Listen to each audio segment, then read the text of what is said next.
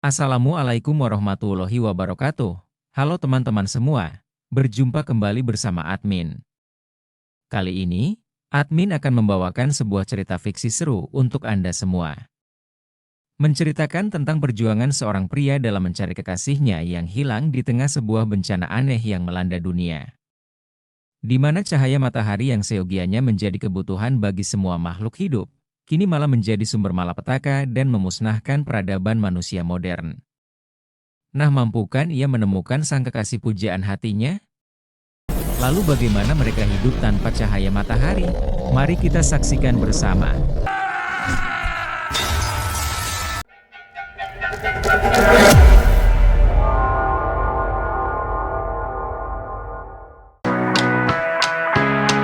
Film ini berlatar di sebuah gedung di pusat kota Barcelona, di mana bencana kini melanda kota itu, dan juga kota-kota lainnya di seluruh dunia. Dan inilah tokoh utama kita, namanya Mark. Mark dan seluruh karyawannya kini tidak bisa meninggalkan gedung itu. Sebuah bencana telah membuat mereka tidak bisa kemana-mana. Setelah mengambil makanan terbatas bagiannya, kini ia pun mendapat jatah untuk pergi ke ruang bawah tanah dan menggali terowongan di sana. Dengan putus asa dan emosi, ia terus menggali terowongan di depannya, tidak peduli kalau tempat itu akan runtuh. Dan tak berapa lama ia pun ternyata mampu menjebolnya, di mana tempat itu terhubung dengan jalur kereta bawah tanah. Mengetahui ada jalan keluar dari tempat itu, kini mereka semua pun berniat keluar dari sana. Dan ketika ia mengantri, ia melihat pimpinannya yang bernama Enric membawa sebuah GPS di tasnya. Ia pun mendekatinya dan menanyakan perihal itu. Kemudian film kini flashback ke beberapa hari sebelumnya, di mana Enric yang merupakan pimpinan barunya mempertanyakan kinerjanya yang kurang memuaskan dan mengancam akan memecatnya jika ia tidak segera menyelesaikan program untuk proyeknya. Malam itu sepulang dari kantornya, ia kembali ke apartemennya dan di sana seperti biasanya, wanita pujaan hatinya yang bernama Julia sudah menunggunya. Lalu Julia pun menyinggung Mark soal mereka untuk mempunyai anak. Namun Mark menolaknya dengan alasan keuangannya yang hanya cukup untuk biaya hidup dan menyewa tempat tinggal mereka. Malam itu Mark tidak bisa tidur dan ia pun menonton TV dan melihat berita tentang adanya gunung meletus di daerah tak jauh dari sana. Keesokan harinya di kantornya, ia juga menonton video seorang anak laki-laki yang meninggal karena bunuh diri karena ayahnya tidak dapat memahami atau mempercayai agorafobia akut yang dideritanya. Kini kita kembali ke masa sekarang. 3 bulan setelah bencana itu terjadi, di mana Mark meminta Enric yang merupakan pimpinannya untuk berbagi GPS dengannya untuk bisa sampai ke apartemennya di mana Julia menunggunya, karena sinyal GPS di handphonenya tidak aktif akibat bencana yang terjadi. Lalu Enric pun bersedia mengantar Mark sampai ke tujuannya, namun setelah itu ia akan pergi ke tujuannya dengan GPS itu. Lalu mereka dan yang lainnya pun meninggalkan tempat itu melewati terowongan kereta api yang berhasil ditembus Mark kemarin. Setelah berjalan cukup jauh, mereka pun tiba di sebuah stasiun kereta terdekat, di mana di sana kini penuh sesak dengan kerumunan orang dan menjadi tempat tinggal bagi sebagian orang. Dan ketika mereka lengah, tiba-tiba seseorang mencuri tas yang berisi GPS yang dibawa Enric. Mereka pun mengejar orang itu. Dan kejar-kejaran pun terjadi. Sesampainya di lantai ketiga, si pencuri itu pun berteriak memanggil bantuan dan 2 orang pun mencegat Mark dan Enric.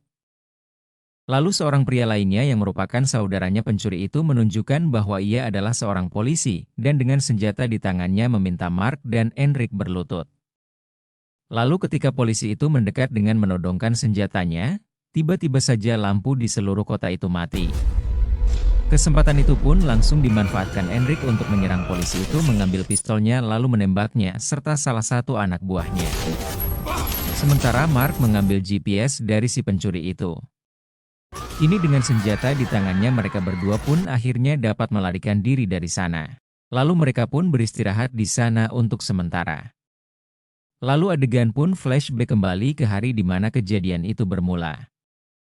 Mark yang hendak berangkat ke kantor mendapati tetangga apartemennya yang tidak pernah keluar gedung itu selama beberapa bulan terakhir karena sesuatu hal yang tidak dimengerti oleh Mark.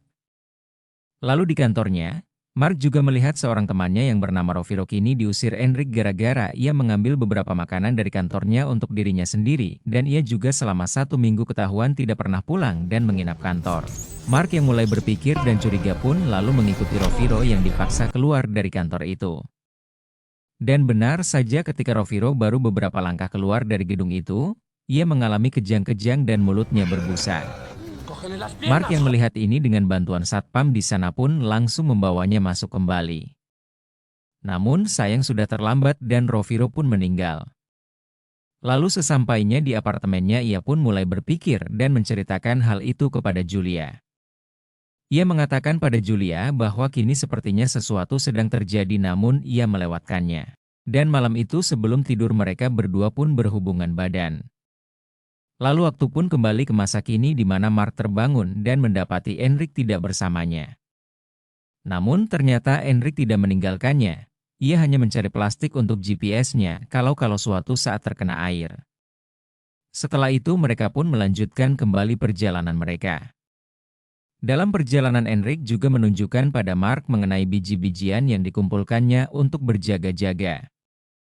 Sesampainya di lokasi tujuan di mana itu adalah tepat di bawah apartemennya Mark. Merek pun meletakkan tabung gas yang dibawa Mark untuk menghancurkan dan menjebol tempat itu. Setelah bersiap, dengan tinggal 3 peluru yang tersisa di pistolnya, Enric pun mulai menembak namun meleset. Tangannya yang terluka membuatnya tidak bisa menembak dengan benar. Akhirnya Mark pun menggantikannya. Dan dalam tembakan keduanya ia pun berhasil mengenainya dan meledakkan tempat itu. Dan setelah naik ke sana, mereka pun langsung menuju kamarnya. Namun setelah masuk ke sana ternyata kamarnya sudah ditempati orang lain. Ternyata mereka menempati tempat itu karena dikira rumah itu kosong karena tidak ada penghuninya. Dan ketika Mark menanyakan Julia mereka pun tidak mengetahuinya. Lalu ketika Mark secara tak sengaja melihat mejanya Julia, ia menemukan hasil pemeriksaan Julia yang ternyata tengah mengandung. Lalu ia pun teringat kembali hari terakhir ketika ia bertemu Julia. Di mana pagi itu ketika ia dan Julia melihat berita di beberapa negara mulai banyaknya orang meninggal mendadak yang dalam berita disebut sebagai wabah panik. Lalu ketika Mark melihat berita lain di mana di rumah sakit ada beberapa wanita melahirkan dalam keadaan darurat, ia pun menyindir dan mencemoohnya dan mengatakan mereka orang bodoh bahwa dalam situasi mulai kacau bisa-bisanya mereka punya anak dan melahirkan. Dan hal inilah yang menyinggung Julia yang tanpa sepengetahuan Mark sebenarnya tengah mengandung anaknya. Ketika ia menelponnya dari tempat kerja pun Julia tidak mau menerima teleponnya. Hanya temannya yang bernama Andrea yang menjawab telepon dari Mark. Mark yang sedikit emosi pun mengatakan pada Andrea bahwa ia akan pergi ke sana dan berbicara dengan Julia. Namun tiba-tiba saja teleponnya terputus, dan ketika ia mencoba keluar dari gedung itu, baru beberapa langkah ia berjalan ia mendadak terhenti. Ia mulai susah bernafas, tubuhnya kaku dan tenaga di tubuhnya seperti terserap cahaya matahari. Lalu ia pun menjatuhkan tubuhnya dan merangkak mundur kembali ke dalam kantor dengan susah payah. Lalu setelah itu ia pun terbangun dari lamunannya ketika di luar hujan mulai turun. Lalu mereka pun mengambil air hujan sebanyak-banyaknya untuk minum dalam perjalanan mereka. Dan semua orang pun melakukan hal yang sama mengingat persediaan air mereka yang makin menipis. Setelah berpamitan Mark dan Enric pun meninggalkan tempat itu. Kini kota itu dan kota-kota lainnya hampir seperti kota mati. Tidak ada manusia yang berani keluar dari tempatnya. Setelah itu sesuai perjanjian mereka kini Mark yang bergantian mengantar Enric ke tujuannya. Sebuah rumah sakit di mana ayahnya Enric dirawat di kota Olimpika. Dalam perjalanan mereka pun mampir di sebuah gereja untuk beristirahat di sana. Di sana mereka menemukan sebuah korek api dan anggur, untuk menghangatkan diri mereka pun membuat semacam api unggun. Dan tanpa diduga ketika mereka di sana, seekor beruang dari kebun binatang datang ke sana karena kelaparan dan hendak menyerang mereka. Namun dengan tombaknya, pada akhirnya Mark pun dapat membunuhnya. Dan malam itu akhirnya mereka pun berpesta daging beruang. Sambil makan Enric juga bercerita kalau ketika radio masih berfungsi ia mendengar kabar kalau di Australia ada sebuah suku yang kebal terhadap wabah kepanikan yang kini sedang melanda dunia.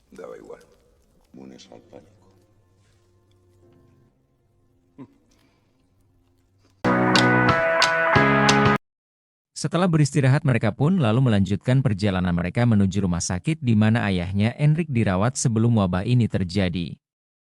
Namun ketika hampir sampai di sana, mereka bertemu dengan kelompok lainnya yang ketika ditanyakan mereka memberikan kabar kalau rumah sakit yang dimaksud ternyata kini telah terbakar habis. Mendengar ini, Enrik pun langsung berlari menuju puncak gedung terdekat dan melihat rumah sakit di mana ayahnya dirawat. Dan benar saja ketika sampai di sana, Enrik dan Mark melihat rumah sakit itu kini telah terbakar habis dengan kobaran api dan asap hitam yang membumbung ke langit. Setelah itu Enrik pun putus asa dan hendak bunuh diri, namun untung saja Mark tepat waktu menggagalkannya.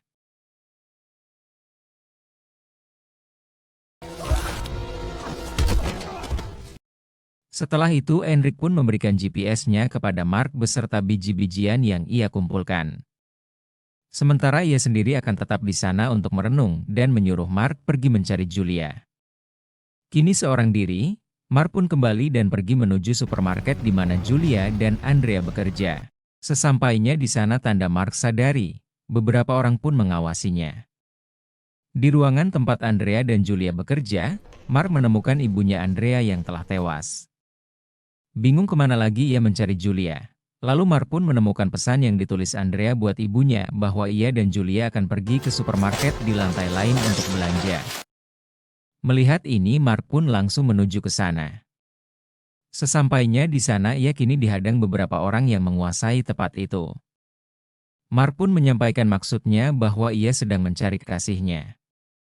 Ia juga menunjukkan fotonya pada mereka. Lalu teman mereka pun sepertinya mengetahui memang kalau di sana ada wanita yang sedang hamil dan akan memeriksanya.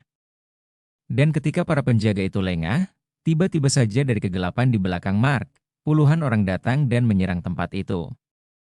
Melihat ini kesempatan baik untuk mencari Julia, Mark pun mengikuti mereka masuk ke dalam. Setelah berteriak dan mencari-cari akhirnya ia pun bertemu dengan Andrea. Lalu Andrea pun mengatakan bahwa Julia tidak bersamanya melainkan pergi ke dokter kandungannya. Setelah itu Andrea pun mengajak Mark pergi dari sana menyelamatkan diri. Namun belum sempat mereka keluar, sebuah penyangga gedung runtuh dan memisahkan mereka. Dan ketika Andrea membuka pintu keluar cahaya matahari yang menyilaukan, membuatnya tidak berani untuk keluar dan setelah itu lantai gedung di atasnya runtuh dan menimpanya.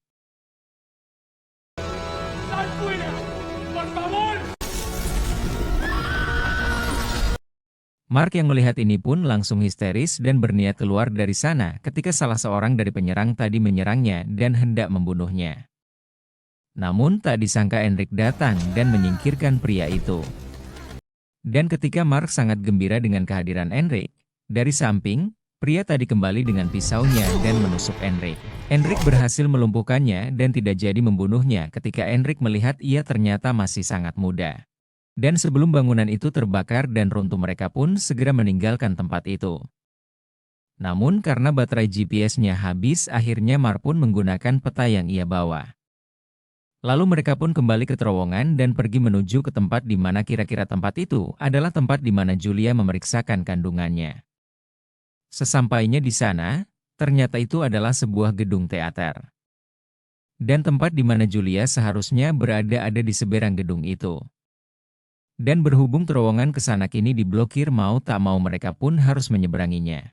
Setelah itu Mark pun berniat mencari Julia dengan melihatnya dari lantai atas.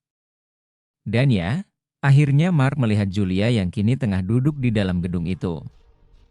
Lalu dengan sekuat tenaga Mark pun berteriak sambil menggedor-gedor kaca jendela di depan.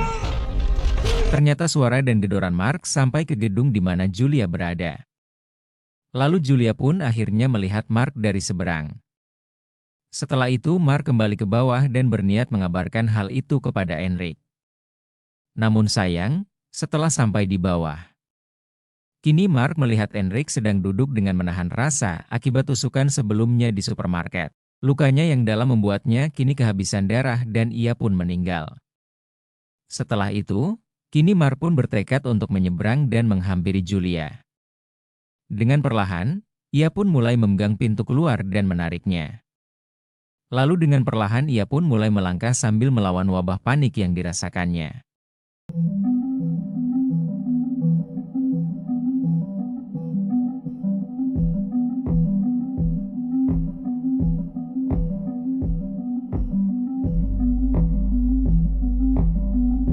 Setelah perjuangan keras yang hampir membunuhnya, akhirnya ia pun sampai di ujung jalan dan langsung terjatuh dan disambut dengan sukacita oleh Julia.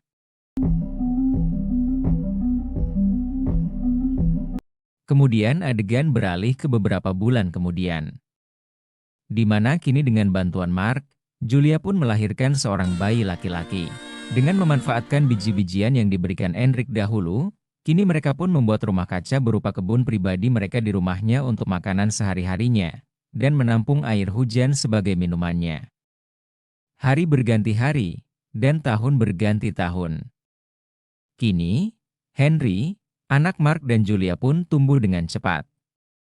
Seiring waktu, anak tersebut tumbuh dan terlihat mampu meninggalkan gedung tanpa menderita panik. Ketika hal ini terjadi, ia adalah bagian dari generasi baru umat manusia yang secara alami kebal terhadap kepanikan.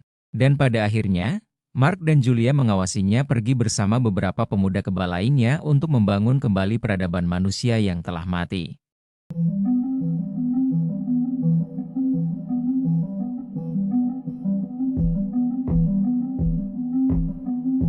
Nah, itulah alur film ini. Seru bukan?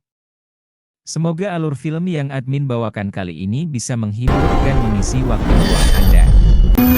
Sampai jumpa di alur film berikutnya yang tentunya tidak kalah seru. Wassalamualaikum warahmatullahi wabarakatuh. Tetap semangat dan sampai jumpa.